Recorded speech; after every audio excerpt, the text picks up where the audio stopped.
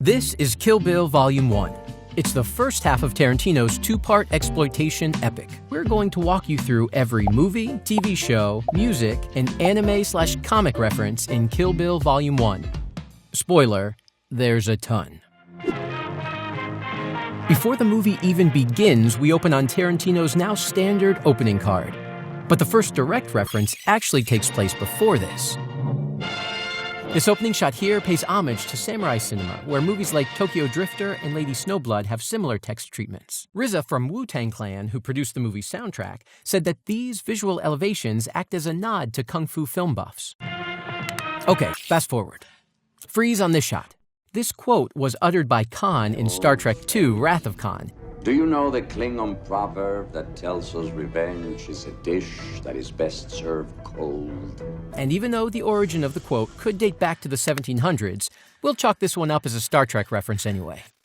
Moving along, this powerful cold open where the bride is panting, it's inspired by this scene in The Good, the Bad, and the Ugly, where Eli Wallach points a gun at Clint Eastwood, who's near death. Let's keep going. Okay, here. These stylized shots of the bride lying in what looks like a coffin after Bill put a bullet in her head, they were a reference to these silhouette shots from Citizen Kane. Till this day, sometimes I cry.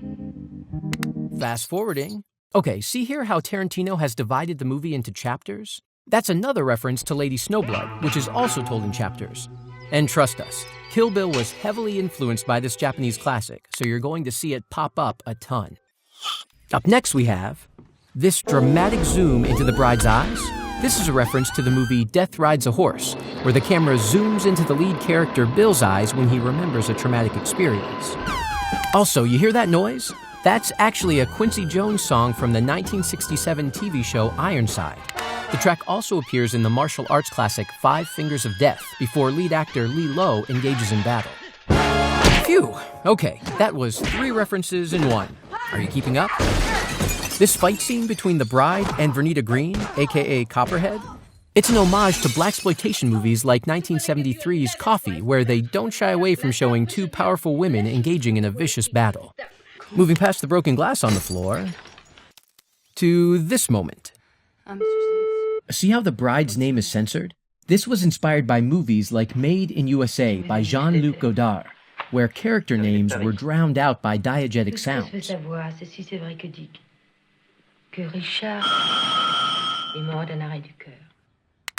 Fast forward to here. This Pasadena homemaker's name is Jeannie Bell.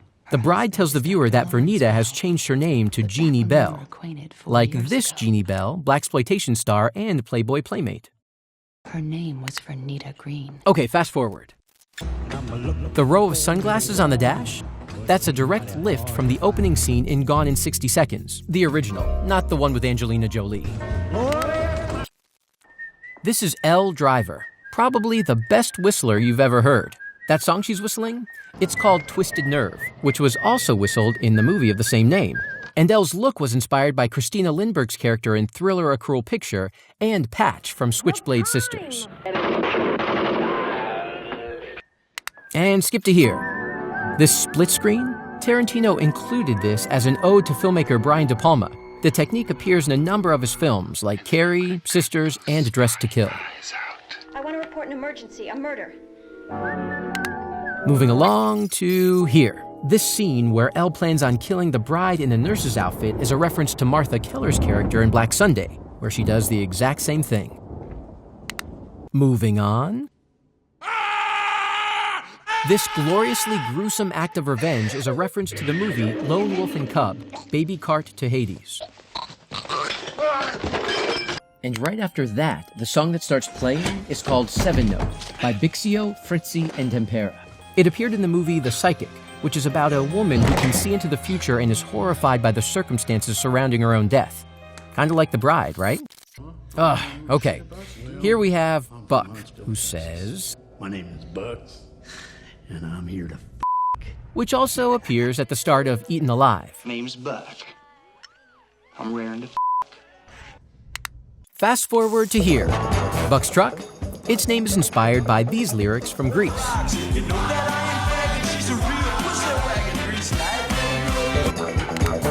Fast forward. Okay. We have another Lady Snowblood reference here. members all. Fast forward. See Ren's codename? That's actually a reference to the Marvel Comics universe. In it, there's a group called the Serpent Society, and some of the members have names just like the Deadly Viper Assassination Squad.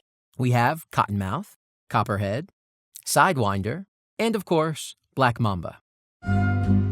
Now let's get into a bit of anime. This sequence that shows Ren's origin matches up pretty perfectly with the opening scene in Death Rides a Horse. She swore revenge. Luckily for her, boss Matsumoto was a pedophile. And a little further into it, this scene where she shoots the bodyguards from under boss Matsumoto's bed, it's an homage to this scene in Miller's Crossing.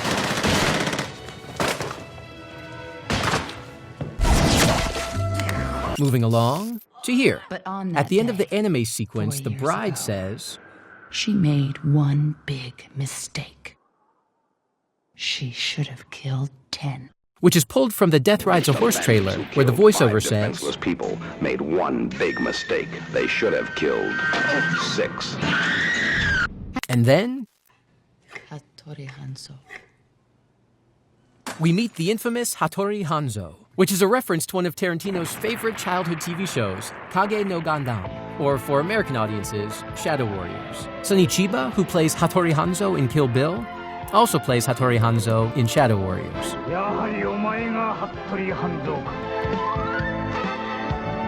And skipping to this scene where Hattori Hanzo hands the bride one of his eponymous swords. It's a nod to this scene in Samurai Reincarnation. その武蔵殿を切るために誰の途上で神が立ちはだかれば神をも切れるであろう神によっては神を切り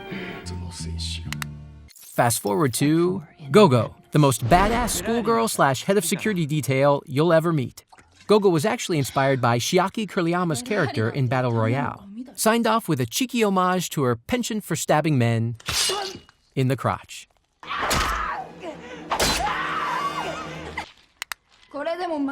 And then we have this sickly orange sky, which is a direct reference to the opening scene in Goke Body Snatcher from Hell. Oh, and you hear that song? It's the theme song from The Green Hornet by Al Hirt. The show starred Bruce Lee, which will be important a little later on. And for that, let's throw one on the board for music and TV. Our introduction to The Crazy 88. This song here is called Battle Without Honor or Humanity by Tomoyasu Hotei. The title of the song makes sense, right? Moving along to here, when Crazy 88 members think the House of Blue Leaves owner looks like a well-known Peanuts character.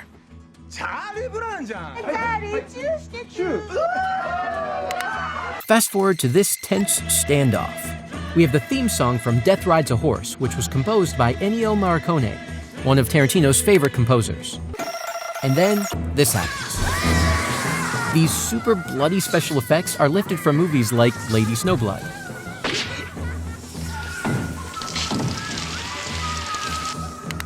Fast forward to here. This suffocating scene is a reference to Deep Red.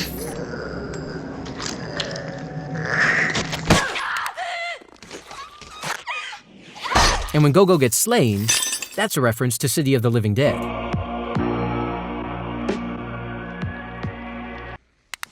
Moving along to, okay, here. When the bride is getting surrounded by an army of warriors, it's actually referencing a few movies, like Lone Wolf and Cub, Baby Cart to Hades, where there's a gang of fighters versus one lone warrior. And here, where the Crazy 88 gets spooked when the bride raises her sword, that's from Fist of Fury, starring Bruce Lee. And her outfit? That's from another Bruce Lee movie called Game of Death. Okay, get ready because the next few references are going to come in fast here. Plucking out this guy's eye, that's from Five Fingers of Death.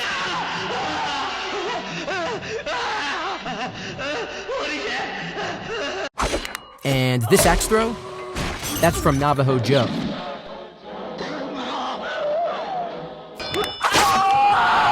And this poor guy gets chopped completely in half, which is a reference to this scene in Ichi the Killer. And this scream? It's the infamous Wilhelm Scream. Whew. Okay. The way the bride pushes the wounded Crazy 88 member back to get some space with her sword is a reference to Lady Snowblood, who does the exact same thing with her sword. Fast forward to this silhouette battle. It mirrors the opening sequence in Samurai Fiction. And then we move along to this epic fight scene that takes place on the balustrade, which is an homage to Scaramouche.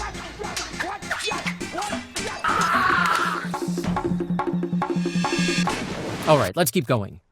The snow-covered garden, it's just like the one in Lady Snowblood. Skip to the duel in the snow, which resembles, yep, you guessed it, Lady Snowblood.